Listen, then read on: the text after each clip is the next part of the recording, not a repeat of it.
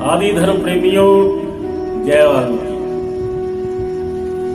मां सर्व रक्षे श्रियाम वरदा स्वर्दा शरीर आरोग्यम में देहि देव नमस्तुते। आदि धर्म प्रेमियों, भगवान वाल्मीकि जी महाराज हमारे इष्ट देव हैं। और कैसे इष्ट देव हैं? ऐसे जैसे पूरा समाज उस वक्त जो वाल्मीकि में लोग थे, जिनको वाल्मीकि ईश्वर के प्रति आस्था थी, वो क्यों आस्था बनी? आप लोगों ने एक बहुत प्रचलित कहानी सुनी होगी, क्रौच और क्रौची के वध की।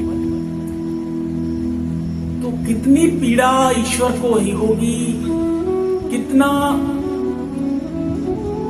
तड़पना होगी, कितना दर्द होगा ईश्वर के दिल में, जो इतना बड़ा श्लोक उच्चार कर लोगों के समक्ष एक नया इतिहास बना कर दिया।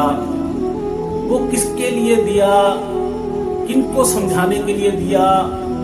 वो इस श्लोक का अर्थ है, मान शाद प्रतिष्ठा तमम शाश्वती क्षमा यत् क्रोध मिथना दे कामवती कामोहितम। इसमें है कि हे शिकारी, आपका अनंत जन्म तक विनाश हो। जो तूने ये दो पक्षियों में अलग अलग करके इनको पीड़ा दी है, जो तूने इनके पति क्रौच को मार दिया है और क्रौची को तरफदी छोड़ दिया है, इसकी सजा तो आपको भुगतनी पड़ेगी। ईश्वर की दर्द पीड़ा किस लिए थी? एक पक्षी के जोड़े को अलग अलग होने से, जहां एक पक्षी के मर जाने से पीड़ा नहीं होती, इतना इतिहास नहीं बनता। वो क्रौच का अर्थ बताया है। क्रौच का अर्थ है जो आदिकाल तो ईश्वर के साथ, ईश्वर की भावनाओं के साथ, ईश्वर की विचारधारा के साथ जुड़े लोग थे। आदि मूल निवासी जिनको आप कहते हो, जिनको आप शूद्र कहते हो, जिनको आप दलित कहते हो, उन लोगों की आस्था जुड़ी थी, उन लोगों को क्रौच कहा है। उस क्रौच और क्रौची में फूट डालने का जो तीर आपने छोड़ा है, वो तीर आज लोगों को, उन लोगों को समझ में आने लग जाएगा जब मैं ये इतिहास बनाकर इनको दे दूंगा। ईश्वर वाल्मीकि महाराज उनका इतिहास बताते हैं। क्रौच का अर्थ है आदि काल से जो चले आए रहे लोग हैं, ईश्वर के साथ वाल्मीकि लोग हैं।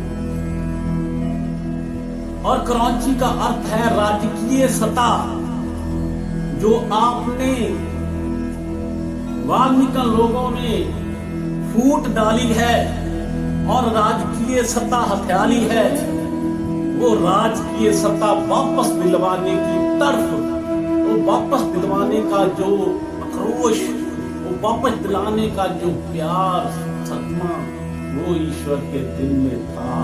और वो ईश्वर ने महाकाव्य रचित करके सब लोगों को समझाया कि आपको दोबारा क्रौच कैसे मिलेगी। क्रौची आज भी जिंदा है, क्रौच आज भी जिंदा है। और उसको जिंदा क्रौच को मुर्दे से कैसे उसमें जान डालनी है, वो पावन आदि काव्य में हमें उसके तत्व ज्ञान को समझकर पता चलता है कि हमने कैसे राजसत्ता दोबारा लेनी है, क्रौची कैसे दोबारा हासिल करनी है। आज भी वो क्रौच तड़फ रहा है क्रौची की पिछोड़े में। वो समझना पड़ेगा आज के लोगों को वाल्मीकि लोगों को, उनको वाल्मीकि महाराज के पावन तत्व ज्ञान को समझना पड़ेगा। जितनी देर आप ये नहीं समझोगे कि ईश्वर वाल्मीकि महाराज ने हमें क्या उपदेश दिया है, ऐसे जय वाल्मीकि बोलने तो आप लग गए हैं, ये भी ईश्वर की कृपा है। जय वाल्मीकि का अर्थ भी यही है कि आपकी विजय हो, आपकी जीत हो। तो हमें जय वाल्मीकि बोलने के साथ साथ सच्चे वाल्मीकन बनना है। सच्चे वाल्मीकन तब बनोगे जब आप ईश्वर वाल्मीकि सृष्टिकर्ता दयावान परमेश्वर की पावन लेखनी के तत्व ज्ञान को समझोगे, पावन आदि काव्य को समझोगे, पावन आदि योग शिष्ट को समझोगे और अक्षर लक्ष्य को समझोगे, तब आपको पता चलेगा कि हम वाल्मीकन हैं और क्यों वाल्मीकन हैं। अगर सच्चे वाल्मीकन कहलाना चाहते हो तो ईश्वर वाल्मीकि महाप्रभु भगवान वाल्मीकि जी के पावन तत्व ज्ञान को समझना पड़ेगा।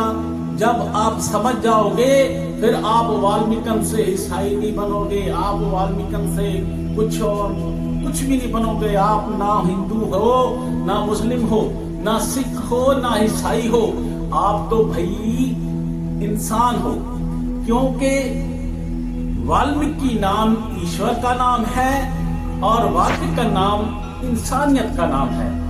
तो आज हमें बहुत जरूरत है वाल्मीकन होने का, वाल्मीकन कहलाने का गर्व होना चाहिए, क्योंकि हम ईश्वर के नाम से जुड़े हुए लोग हैं। और हम ईश्वर के नाम से जुड़े हुए लोग भी अलग अलग क्यों हैं, और हमारी ये विचारधारा अलग अलग क्यों है, एक क्यों नहीं है। हम इसलिए अलग अलग है क्योंकि हम एक की मानने वाले नहीं। जब हम एक की मानने लग जाएंगे तो हमारी विचारधारा एक की हो जाएगी, एक ही हो जाएगी। अपना अपना पंथ को ऊंचा करने की जरूरत नहीं है, अपने आप को, अपने नाम को ऊंचा करने की जरूरत नहीं है। आप ईश्वर वाल्मीकि दयावान के साथ जुड़ जाइए, आप सृष्टिकर्ता भगवान वाल्मीकि महाराज के नाम से जुड़ जाइए, ऑटोमेटिकली आप ऊंचे हो जाओगे, ऑटोमेटिकली आप बुद्धिजीवी कहलाओगे। आपको जुड़ना है ईश्वर के साथ, ईश्वर की विचारधारा के साथ, ईश्वर के पावन तत्व ज्ञान को समझ लीजिए। हे क्रौच, आज भी तू मुर्दा है, आज भी जिंदा होने की, आज भी ईश्वर वाल्मीकि जी आपको आशीर्वाद दे रहे हैं कि जिंदा हो जाओ और अपनी क्रौची हथिया लो और आप अपनी राजकीय सत्ता हथिया लो। मैं यही कहूंगा, अरे कौम की फिक्र कर ऐ नाना, मुसीबत आने वाली है। तेरी बर्बादियों के मशवरे हैं आसमानों में, ना समझोगे तो मिट जाओगे। ऐ वाल्मीकि लोगों, तुम्हारी दास्तां तक ना होगी दास्तानों में। मैं ये शब्द आपको स्किप करने के लिए नहीं कहूंगा, आप इसको पूरा सुनिए। आपका बहुत बहुत धन्यवाद, आभार व्यक्त करता हूँ। जय वाल्मीकि।